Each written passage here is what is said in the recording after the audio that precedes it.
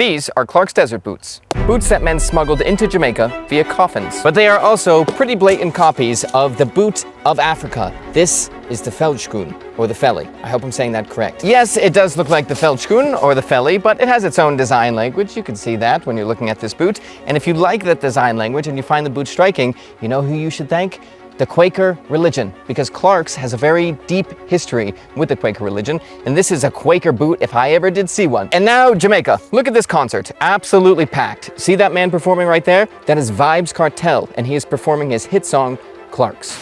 Obviously, I couldn't afford the licensing fee, so I was gonna put the song in the video, then I scrapped it. I told Holly, which was a mistake, and now she's insisting that video would be better if there was a little tiny bit of the song in. So we have this much to play with. Holly will use it at her will. That song is completely about Clarks. Clarks in the summer, Clarks in the winter. The leather hard, the suede is soft, toothbrush helps get the dust off. It's a great song. And you're probably thinking what I originally thought. That's not a big deal. We have songs about footwear in the US too. Air Force Ones with Nelly, apple bottom jeans, boots with the fur, with the... Is it 3 6 Mafia? Flow Rider. Wow, 3 6 Mafia is probably looking to kill me now. You're probably thinking, yeah, no big deal. You're totally wrong, because there is not one song about Clarks in Jamaica. There are hundreds of songs. Vybz Kartel's Now is the most famous because it's an absolute banger, but it's one of hundreds. Clarks makes videos about the relationship with Jamaica. They invest in Jamaican infrastructure. They make custom Jamaican marketed dance hall Clarks. In fact, there is an entire book on Clarks in Jamaica. I think it's called Clarks in Jamaica. This is also the footwear worn by the original rude boys of Jamaica. The rude boy culture started walking in these boots. What I'm trying to say is there is nothing like the relationship between Jamaica and Clarks. I thought maybe blue jeans in the USA, kinda, but not like this. Nothing is like this. You'll probably name something that I never thought of, but still, from what I can tell, there's nothing like this. To really understand the craze, we need to understand the footwear. And we can't understand the footwear if we don't talk about Africa. Nathan Clark basically took an African hunting boot, and then Jamaica made it into the greatest dance boot of all time. This is a veldtschoen, or a felly. I'm gonna say felly because I'm probably not saying veldtschoen correctly, but that translates directly to, or it's slang, for field shoe. Now the felly was a massive, massive relief for British soldiers. I think specifically it was for British officers. Humongous relief when they tossed these bad boys on their feet. Why? They were in places like Africa and Myanmar, and it was insanely hot. It was like 97,000 degrees outside, and they're wearing these giant British ammo boots. Boom, here's some footwear designed specifically for the desert, for very, very hot places. Eureka, all of a sudden, way more comfortable. Nathan Clark sees that and is like, oh, okie dokie. So we know that the felly is a near perfect boot, but what makes it near perfect? What is so special about this that no other boot was doing at the time? The hint? Simplicity. Also this bug. Also, since we have this really nice mushroom stand, we're talking about an upgraded Clarks later, just to show, I think this is what Clarks used to be like. I think this is why people get upset with modern day Clarks.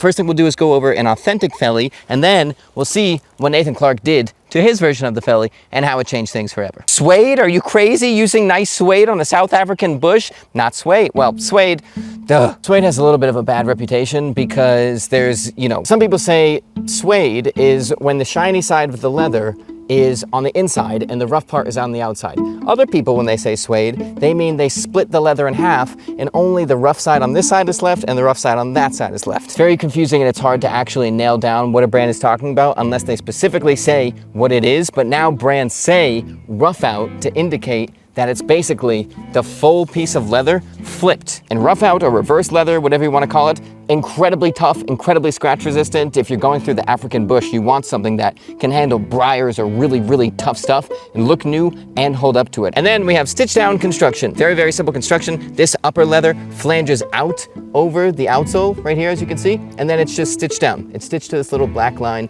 The midsole, the outsole is here. Bing, bang, boom. Very simple. Simplicity is great. We all know that. People always say to me, Michael, you're a very simple man. Stitch down construction is also very resistant to the elements, which is a huge plus, and it's cheap to do because you're not adding a whole bunch of other parts on the inside. Flange it out, sew it down, Done. Then we have my favorite part of Clark's desert boots and its homages, crepe. But you'll notice it's strikingly not there on the Jim Green fellies, and if you've ever worn crepe, you know why. It's not on the actual working felly that's made for the bush and stuff like that. I really, really love crepe rubber. I just find it so beautiful and natural because that's exactly what it is. It's about as natural of a rubber as you can possibly get. You essentially get the rubber from the rubber tree, or I guess the latex from a rubber tree. You coagulate it with acid into these big, gross looking ball things, and then you roll it really skinny. That's it. That's crepe. If you look closely, see how this isn't one piece of rubber? There's a little split right here. It's 2 sheets of crepe stacked on top of each other. Crepe is really soft and beautiful, but it's not good near chemicals. It's not good in really, really harsh temperature variations. It's not as tough in general, and you will fall on your butt eventually if you are wearing crepe. So be careful out there. Enjoy your beautiful crepe, but just know that it was not originally meant for asphalt and slick concrete surfaces and floors and stuff like that. It was meant for the great outdoors. And then we get to the midsole, this little light line right here, and the insole, the inside of the boot, which this is where it gets a little controversial with Clarks. Before we get to the comment section where all of you are gonna say, sucks that the quality's not like it used to be, let's get quakey.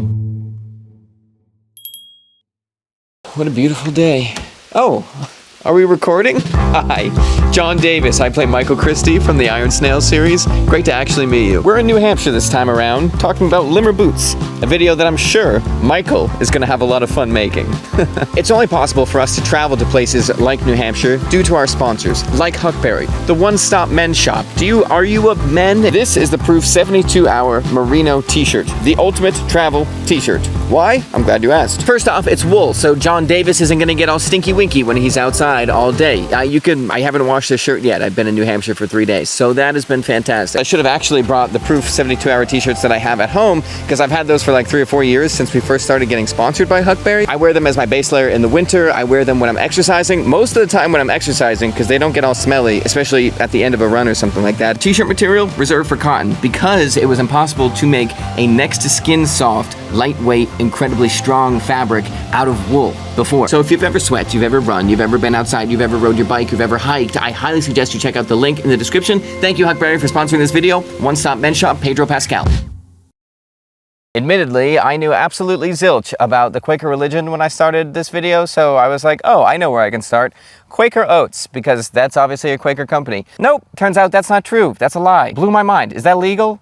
I'm surprised the Quakers haven't been litigious about this. That being said, the man who named his company Quaker Oats named it Quaker Oats because the Quakers had such a good reputation, so by looking up Quaker Oats, it actually does tell us about Clark's Quaker roots. And I quote, according to some accounts, Quaker mill partner Henry Seymour came up with the brand name after discovering an encyclopedia article about Quakers. He stated that the qualities describing Quakers, such as integrity, honesty, and purity, were traits that he wanted customers to associate with the company's product. Quakers are often seen as embodying a blend of seriousness and generosity, simplicity, and social engagement.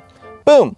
Clarks. Clarks has really strong Quaker roots. It's still on their website. They still do a lot of Quaker principle things, like they really support the communities. They also are a community-founded company. None of that's really important besides the simplicity factor of Clarks, and that is how we get to the design. The felly caught Nathan's eye because it's so simple and so effective. It's about as simple of a shoe as you could possibly make, but you could still make it simpler. Bring in the desert boot. All we're doing here is saying, how can we keep the functionality of the felly, but take away what we don't need? So instead of 3 eyelets, how about we do 2? Instead of folding things or adding reinforcements or anything like that, let's make it 1 piece of leather right here and another piece of leather right here. Keep everything very, very simple as you possibly can, and use high quality materials. That is it. And what that does is make a really high quality but simple boot, and it's so simple that it becomes striking. You see that it's simple. There's something special about that. All right, so a lot of you suspect foul play when it comes to modern day Clark's quality. I can see why you would think that. Look at this. It was very hard to do, but I found a pretty authenticated 1980s Clark desert boot. The only problem with our comparison is that this is a Goodyear welted boot, so it's constructed differently, but I think they would use very similar components, so it should be okay. Leather quality on modern day Clarks, still pretty good. Feels good, nice and thick, I like it a lot. But old Clarks, 0.5 millimeter thicker. And then we have crepe, one of the most fascinating findings. On this boot, using a durometer, we found that it was 40 to 45 Shore A in hardness. But on these fancy boots that are $10 more that come with this little tab thing, this crepe is 30 Shore A. It is like goo. It is so very soft. soft. Then, and we have to account that maybe this got harder over time, but this crepe is 50 short A, which is much, much harder. It's still soft, it still feels gummy, but significantly harder, so it should be more durable over time on the old boot. And this little lighter line right here, that is the midsole of the boot. Not that thick, and this is fiberboard, so it's not just straight leather, it's like all crumbled up, glued together leather. Look at this, kind of hard to see because it's Goodyear welted, so we have the welt leather here that kind of distracts from it, but I'll put my finger, look what's under my finger. It's kind of tough to see, but it looks like 2 layers of fully stacked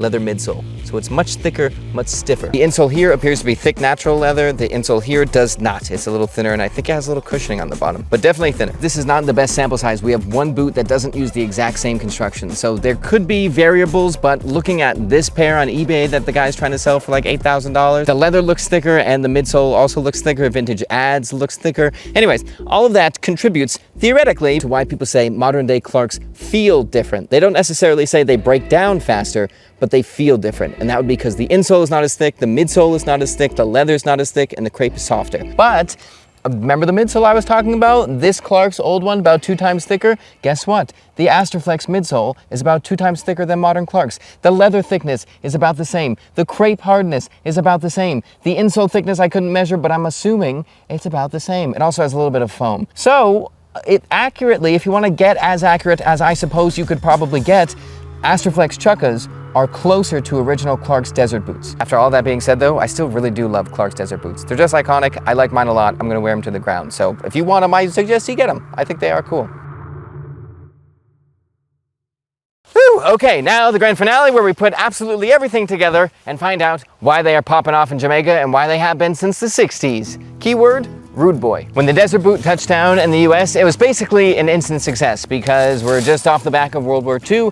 The young folks are like, hey, t-shirts and jeans and stuff like that, way cooler than dress pants, we're rebelling. So Clarks desert boots, they were this perfect, that's not a dress shoe, it's way more comfortable, it's casual, it looks cool, beat up, I can wear it when I'm on my motorcycle, it's really just awesome. It fits into this thing perfectly. It's kind of like a precursor to the sneaker. All of a sudden, dress shoes, no comfy. I don't want them anymore. Clarks. Jamaica, obviously, that was there, but that's not the big thing. The big thing that happened was in 1962 when Jamaica became independent from the UK, became their own thing. At the time, in 1962, people pretty pumped about this. They were like, oh, the equality gap's gonna go down, everything's gonna get more fruitful and perfect, it's just gonna, we're gonna all blossom. And that didn't necessarily happen. There was overcrowding, high unemployment, a lot of restlessness in general, and a lot of people were like, you know what, screw this system. And those people, young men, those young men, kind of rude to the system, the general system at B. They were rude boys. Nowadays, the term rude boy is pretty iconic. It's in a Rihanna song, it's probably in Drake's song, it's in, what's that song I really like? That, oh man. Rude Boy, one of the most iconic cultural things of all time. Everybody knows about the Rude Boy. This was the birth of the Rude Boy, this civil unrest. And the Rude Boy of the 60s and 70s had a very particular way of dressing. It was showing pride, respect to themselves, and like, yes, I can dress amazingly, even though I was not dealt the best hand. So, picture this, it's 1965, you're a Rude Boy, you're going to look for a pair of footwear. You want to be different. You don't want a classic dress shoe or something like that. You want it to stand out right away. You see this strikingly simple design, definitely not a dress shoe, has something different going on, and it's expensive and made in England. Check, check, check, check, check. At a practical level though, you could probably say rough out, but this is full grain suede. It's very, very tough. It's resistant to abrasion and scratches, AKA it looks new for a very, very long time. And at the same time, you're a young man rebelling against the system, running around Jamaica all day, AKA you're on your feet all the time. So when you squish this bottom, wow, certainly doesn't feel like leather. I bet that's gonna be mega comfortable. The music scene also exists, and obviously these young men are the people that are also making music. So what do they say in their songs? Hey, put your Clarks in the air while you're dancing and wave them like you just don't care. There's a bunch of young men running around going to dances trying to meet women, and women are like, what are those? Those are cool. And then the guy next to him is like, she likes those shoes. If I get them, she'll like me. Bing, bang, boom. They start to grow a lot in the culture. But there is one thing that strikes the match and explodes the culture into society. The police. The police are the answer. There's all these young dudes running around in beautiful suits and very fancy footwear, and the police are like, okay, how on earth did you get all that nice stuff? You must be bad. Boom! boom, standing out, society, that's a bad boy. Look at that guy, that's a rebel. Keyword, rebel. Clarks originally was a proper dress shoe, fancy, nice company. All of a sudden, they come out with a war boot and they advertise it as, hey, some dude fought in war, found this boot, and took it home. Yeah, that's rebellion. I'm a fighter. These also look sick. I love them. I'm gonna wear them all the time. You're looking at the symbol of rebellion in Jamaica via footwear. Kind of similar to what the US was doing with blue jeans. They got banned from schools and stuff, only made them more popular. Bing, bang, boom. And then as those rude boys are getting older, they're starting families, they're having kids, I want my kids to wear Clarks to school. I want to show that I can afford the Clarks. They're comfortable, they're long lasting, they're durable. I love them. And that is why Jamaica is obsessed with Clarks.